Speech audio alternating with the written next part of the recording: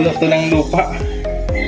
Kasi bukas ay dito na yung mga karpentero. So, para ma-less yung trabaho at mapabilis. Kailangan mapuno ko ngayon sa araw ngayon na sa araw ng linggo mapuno ko kahit ng lupa to. Pero hindi ko alam kung matatapos ko ngayon ito. Kasi parang dalawang pa ng balde. Nakakahingal na.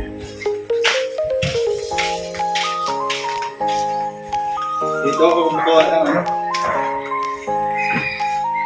lupa.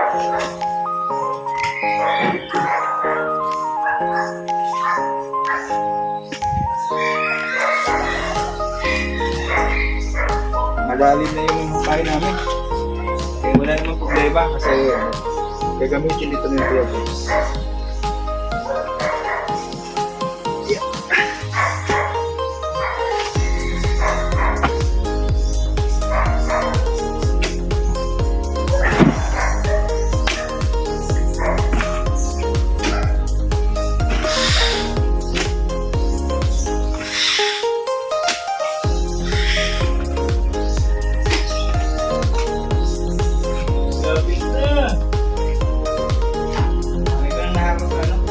Ilang na yan? Ilang balde?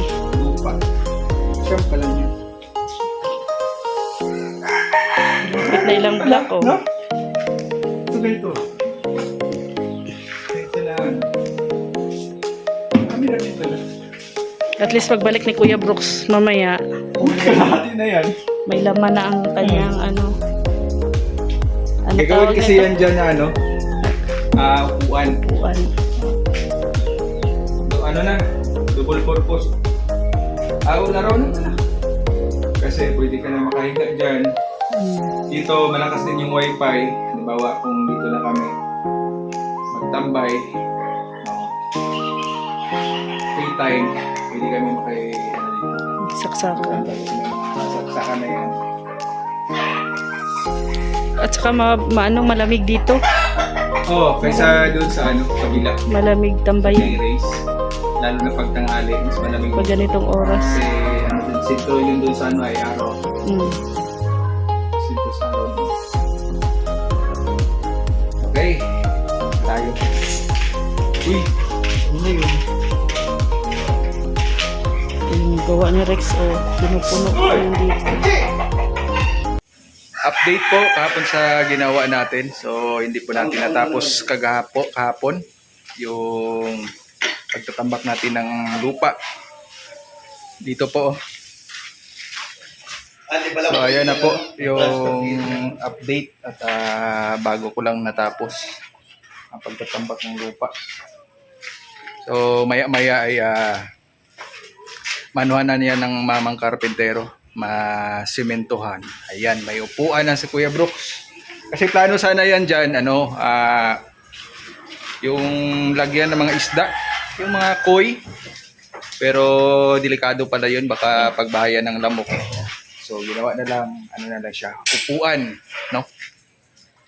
May upuan na dyan, ganda na. Siyempre, araw ng Lunes, ayan na yung mga karpentero. At muli nagbabalik para tapusin itong proyekto ni Kuya Brooks. Yung extension ng kitchenette. Ganda no? Kulay gray. Kulay gray.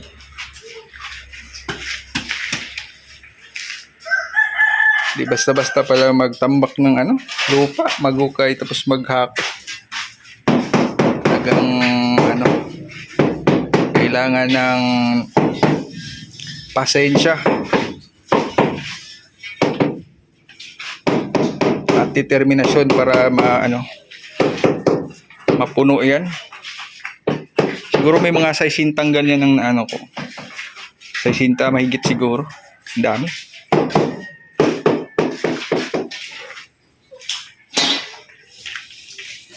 Mga panahon ngayon ay naman. May parating daw na bagyo. Makulimlim na naman yung panahon dito. So keep safe everyone. Happy Monday po sa lahat. Yan, at pinick up na po nila ano, presberador ang mga gamit, no? Para kay ano, Papa Franz, no? Yan, i-deliver na po nila doon ngayon. Siyempre, maraming salamat po sa mga may mabuting puso sa pagtulong, no? May kay Ma'am Star Miko at Ma'am Star Arigato. Ma'am Arigato. So, ayan, may mga kagamitan na yung bahay ni Franz. Talagang matatawag na bahay.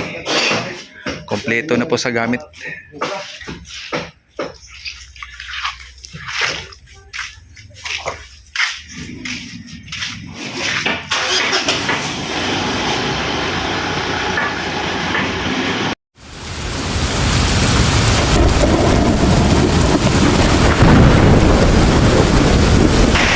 Yata yung ano, sinasabing na parating na bagyo. Yan, naglandfall na po.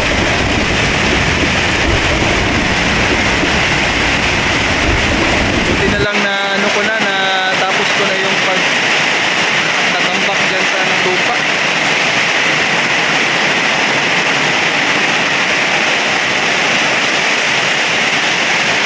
Run out. Nang bumuhos.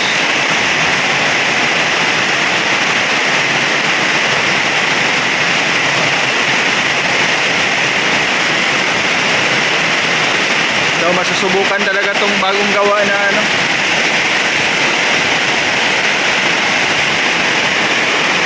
extension.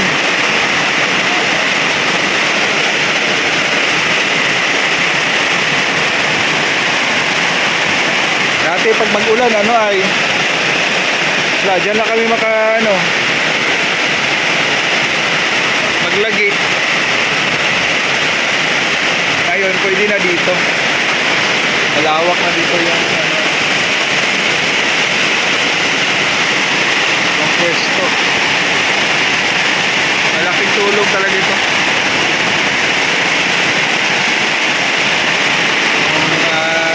Extension.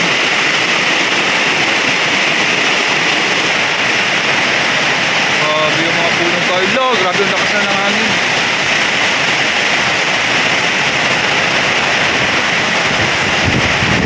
Lamig. Lakas ng hangin. Biglang buhos.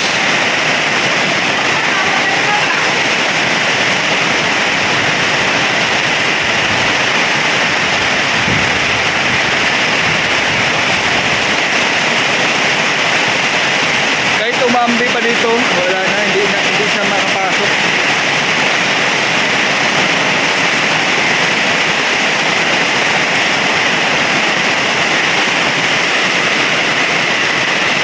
Ani, pasok sa loob. Pasok, maulan. Mahangin.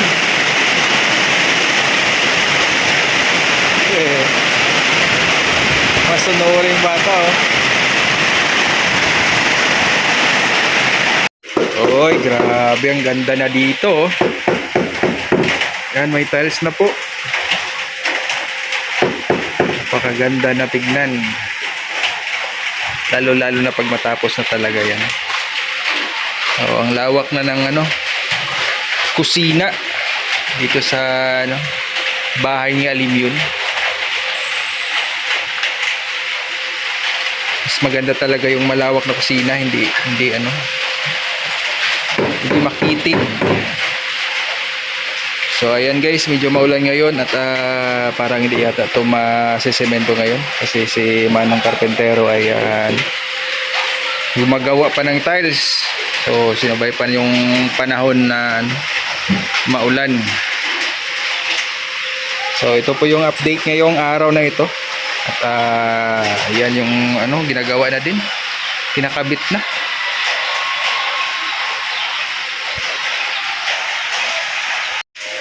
Hanggang dito na lang po at magkita-kita po tayo sa susunod po nating upload videos.